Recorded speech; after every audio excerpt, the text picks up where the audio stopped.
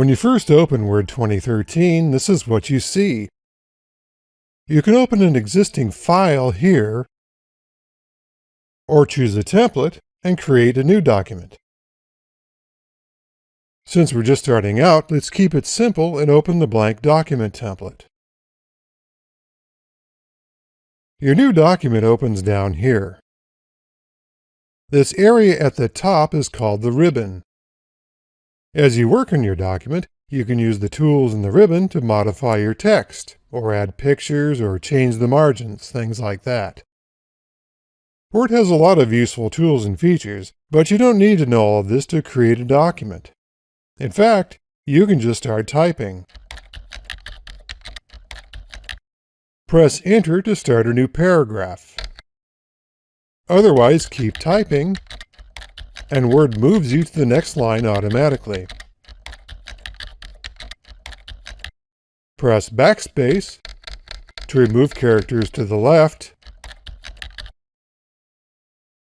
Press the arrow keys to move the cursor, and press Delete to remove characters to the right.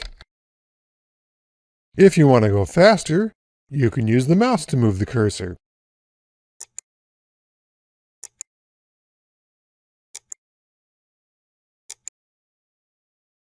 As you get more comfortable with Word, you'll find yourself wanting to do more. For example, you can take advantage of Word's spell checker. Word points out potential spelling errors by underlining the text in red. You can retype the word if you want, or better yet, right-click the word and get a list of suggested correct spellings. Select one, or tell Word to ignore the spelling. Word also checks your grammar and word usage with a blue underline. As your document grows and begins to take shape, there'll be times when you'll want to move some things around. And you can do that by cutting or copying and pasting. Watch while I switch these two paragraphs around. First, I select the second paragraph, cut it, click the beginning of the first paragraph, and click Paste. Let's go back and take a closer look at that. First, you select what you want to move. Click and hold the left mouse button at the beginning, and drag the mouse to the end. The area you select turns gray. If you want to get rid of the selection, just click someplace. Now, if you want to go faster, you can make a selection without dragging the mouse. Just double-click to select a word, click 3 times, and you select the whole paragraph. You'll see that there's always more than one way to do things in Word. Next, we need to cut the text, but you can't do that by pressing Delete because that'll permanently remove the text. We need to use the cut and paste commands up here on the ribbon. These words at the top are called tabs.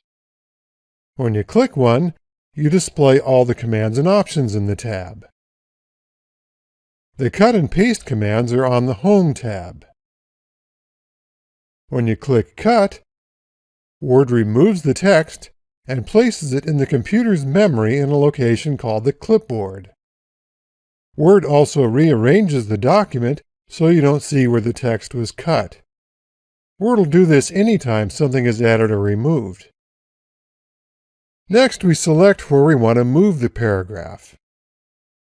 Then come back to the ribbon and click Paste.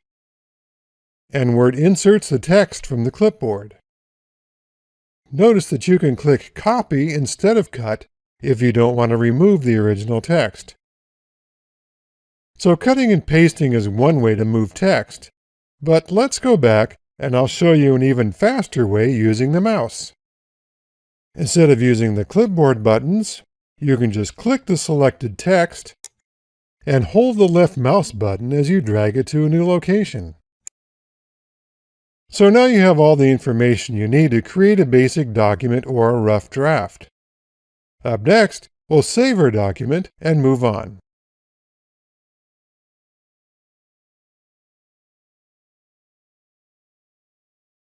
Probably the most important part of creating a document is saving it. If the power were to go out right now, all of our hard work would be gone unless we'd saved it to a file.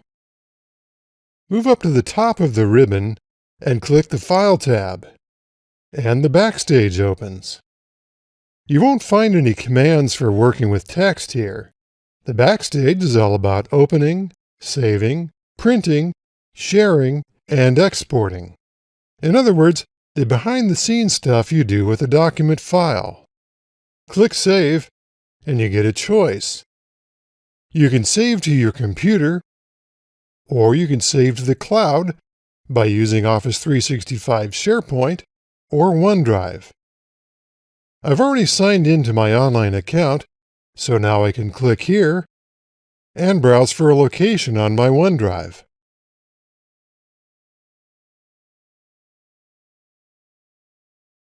Enter a file name and click Save. It's just like saving to a computer, except that now I can access the file on any computer connected to the internet. Or I can share it with others by sending an email message containing a link to the online file.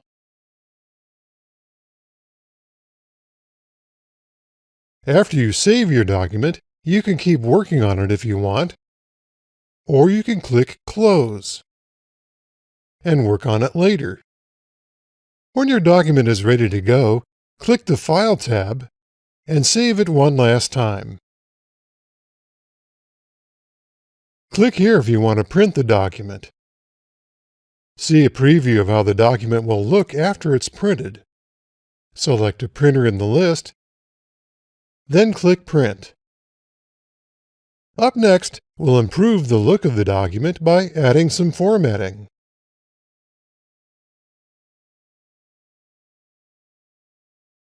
Our document is okay for a rough draft, but we can't really call it finished without some formatting. Formatting is all about adding visual touches to a document to make it easier to read and look more appealing. Let's start by doing something to make the heading stand out. Select the heading. Then right-click the selection or just point to it, and the mini toolbar pops up. This is the quickest way to add formatting because it's right where you're working. To find out what a button does, just hold the mouse over it. Let's click Bold, and then move up to this button and increase the font size. If you want more formatting choices, you'll find them on the ribbon. Here you can add a strike-through, format the text as a subscript or superscript, and over here you have paragraph formatting. There are many choices, but in general, the best and easiest way to format text is to use a style. Hold the mouse over an option to see a preview. Styles are easy because you can apply a number of formatting options with one click, and they're the best way to format because they help you apply formatting consistently throughout your document. The paragraph group has some useful options like bullets and numbering. If you want to check them out, just select some text and click the buttons. You won't hurt anything because you can always click the button again to turn the option off.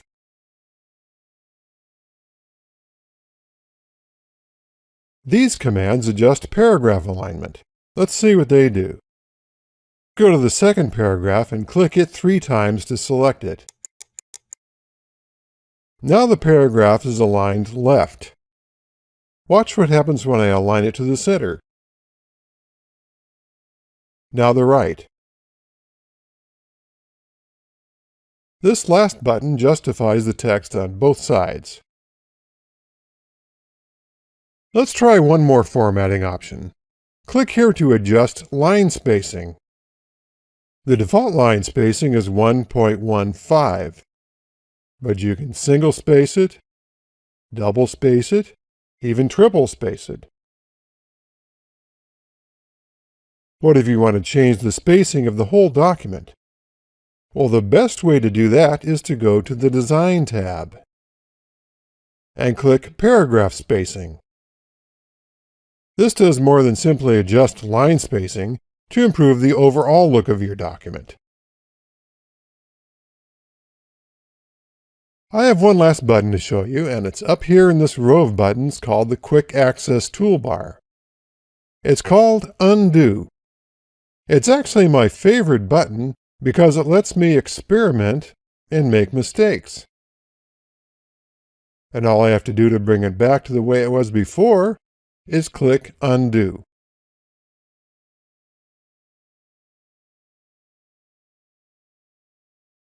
There's also a Redo button. Up next, we'll insert some things in the document.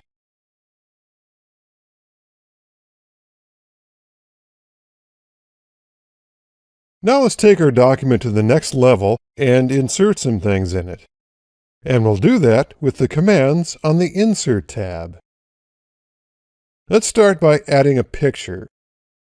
To insert an object, you first click where you want to add it, and then choose what you want to add. Locate a picture, and click Insert. Word tries to move everything around to make the picture fit, but if it doesn't look right, you can change it. First, we have to get the picture down to size, and that's what these little handles around the border do. Click a corner handle, and then drag the mouse toward the center of the picture until it's about the right size. You can always change it later. Next, we'll want to determine how the text lines up with the picture.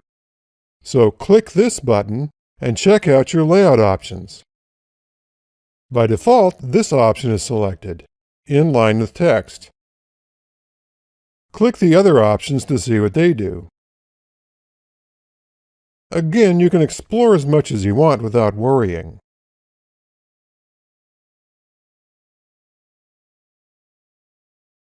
Let's try square. That means Word sort of liquefies the text so it flows around the picture. Now click the center of the picture and use these green guides to help you move the picture to align it with the margins and paragraph. Notice that when the picture is selected, you get a new tab on the ribbon. Click that tab and you get all kinds of interesting options for formatting your picture. For example, you can open the Picture Styles gallery and choose a frame.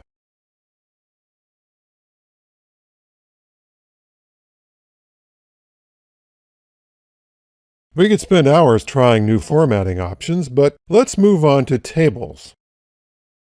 Click where you want to insert the table, and then click Table. We have a number of different options, but I find the easiest way to add a table is to use this grid. Just move the mouse over these boxes until you get the number of rows and columns you're looking for. Then click.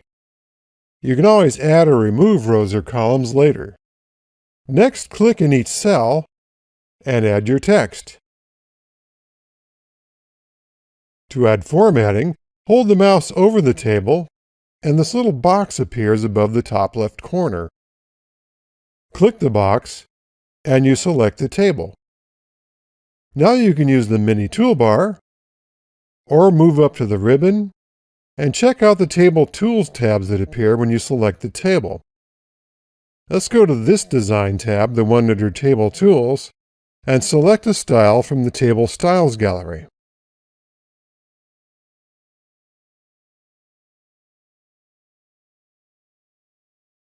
Now if you want to add a row, hold the mouse over the border, and this bar with a plus sign in it appears.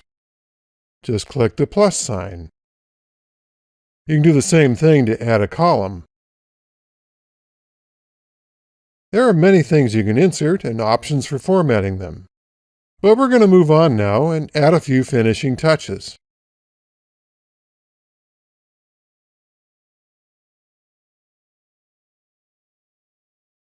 We've done a lot of work on this document using the commands and options on two tabs, the Home tab and Insert tab. But what about the others? Well, let's look at a few. On the Design tab, you can change colors and themes. On the Page Layout tab, you can do things like adjust page margins and add columns. And on the View tab, you can change how you view the document. For example, you can select this checkbox to add the ruler. Take some time to explore the tabs. You can also click these little arrows along the bottom of the ribbon to open dialog boxes with even more options. But in this video, we're just going to add a few finishing touches to our document. First, let's add a header and footer. We do that on the Insert tab.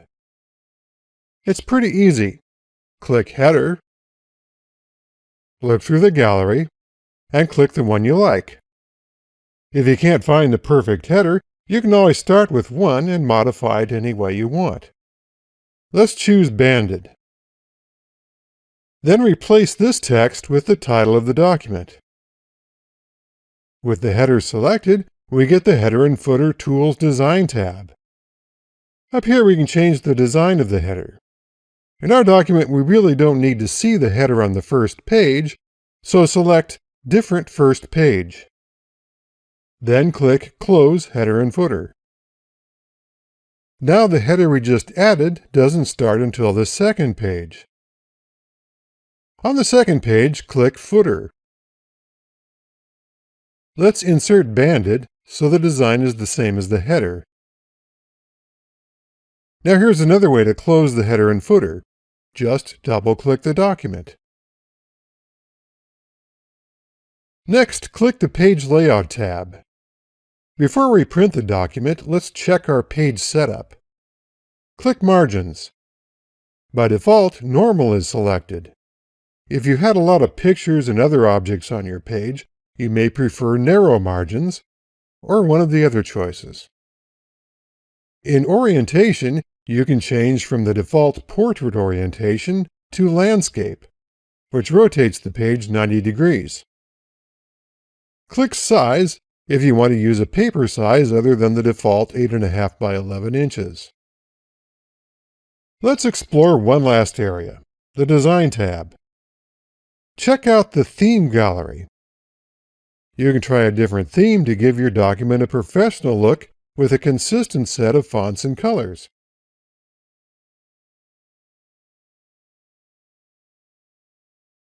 And choose a document format to quickly apply a different look to your fonts and styles.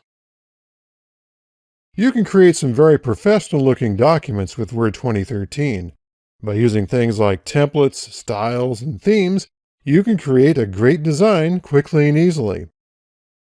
Where do you go next? Well, try exploring Word 2013 on your own. Remember, you can always click the Undo button. To dig even deeper into Word 2013 features, tools, and workflows, check out the links in the course summary.